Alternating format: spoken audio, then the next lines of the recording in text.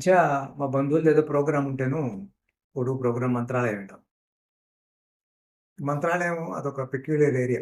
మీకు తెలిసుంటది రాఘవేంద్ర స్వామి గారని అక్కడ ఉంటారని. అక్కడ ఏవో ఫంక్షన్స్ అవి చేస్తుంటారు. మా బంధువులది ఏదో జరిగితే నేను వెళ్ళానన్నమాట. అక్కడికెళ్ళిన తర్వాత ఎవరో వీఐపీని రిసీవ్ చేసుకోవాలి. మీరు కొంచెం స్టేషన్‌కెళ్ళి రిసీవ్ చేసుకోండి అని అన్నారు. రిసీవ్ చేసుకోండి అంటే మంత్రాలయం వేరు, మంత్రాలయం రోడ్డు వేరు. మంత్రాలయం రోడ్ అనేది కొంచెం ఒక 10, 15 కిలోమీటర్ల దూరంలో ఉంది. స్టేషన్ అక్కడుంది. సరే వాళ్ళేదో కార్ ఇచ్చారు. ఆ కార్‌లో వెళ్ళి స్టేషన్‌కెళ్ళాను. స్టేషన్‌కెళ్తే యాజ్ యూజువల్‌గా ఒక 15 నిమిషాలు ట్రైన్ లేట్‌గా ఉంది. లోపలికెళ్ళాను. ప్లాట్‌ఫార్మ్ మీద అటు ఇటు పచారులు చేస్తున్నాను. తినుబండారాలు అమ్మేవాడు తినుబండారాలు అమ్ముతున్నాడు. మనుషులు తిరిగేవాళ్ళు తిరుగుతున్నారు. ఈ తీర్థయాత్ర స్థలం కావడంతోటి తీర్థయాత్రకొచ్చిన వాళ్ళు, గుడికొచ్చిన వాళ్ళు చాలామంది అక్కడ చప్టాల మీద కూర్చొనున్నారు. వాళ్ళు దర్వాం ఓపెన్ చేసుకొని ఫుడ్ అది తింటున్నారు. కొంతమంది పిల్లలు హాయిగా అక్కడ కూర్చొని గుడి గుంజం గుండె రాగం అనుకుంటున్నాం. లేకపోతే వాడిని వీడు క్యాచ్ చేసా హైడ్ అండ్ సీకో ఇట్లాంటి గేమ్స్ ఏదో హాయిగా నవ్వుతూ, తుళ్ళుతూ ఆడుకుంటున్నారు. ఈ పక్కన ఒకడు భోజనాలు చేస్తున్నారు. ఇంకో పక్కన తీవ్రంగా చర్చలు జరుగుతున్నాయి. అసలు ఇండియాలో ఈ ట్రైన్‌లు ఎప్పుడు లేటేను. అసలు టైంకి రావు. అని చెప్పి సీరియస్‌గా ఒకళ్ళనొకరు కొట్టుకున్నంత పని చేస్తున్నారు.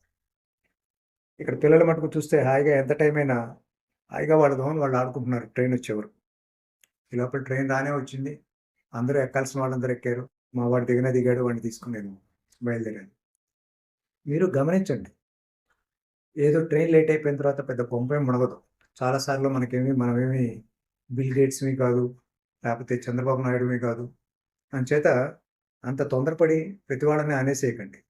ఒక పని అవతల వాడు రాలేదంటే వాడికి అనేక కారణాలు ఉండుండొచ్చు. రైలు వెళ్ళాలంటే రాత్రిపూట చాలా టైం కవర్ చేస్తాడు గానీ, పగలపూట ఎక్కడో ఎవడో ఆపి, మన బోటి వాడెవడో మధ్యలో చైన్ లాగి, లేపోతే అప్పుడప్పుడు ఏదో కుక్క అడ్డం వచ్చో, లేపోతే ఈదడ్డం వచ్చో ట్రైన్ ఆగిపోయి ఇట్లాంటివన్నీ జరుగుతూ ఉంటాయి. అంచేత ఊరికనే ఆయాసపడకుండా ఆ టైంని ప్రొడక్టివ్‌గా ఎలా కన్‌స్ట్రక్టివ్‌గా చేయగలం? లేదా వేరే ఏదో పేపర్ చూసుకోవటమో, లేపోతే ఇప్పుడు అందరికీ చేతిలో దునియా మేరే ముఠ్ఠీ మే అనుకుంటూ ఈ ఈ ఫోన్ ఒకటి ఉంటోంది. ఆ ఫోన్‌లో మీరేమన్నా చేయగలిగే మంచి పనులేమన్నా ఉంటే చేయటం గాని అలాంటివి చేయండి. లేదా మంచి డిస్కషన్ చేయండి. లేదా పిల్లలాగా ఆనందించడానికి ట్రై చేయండి. Become like a child. All the best again.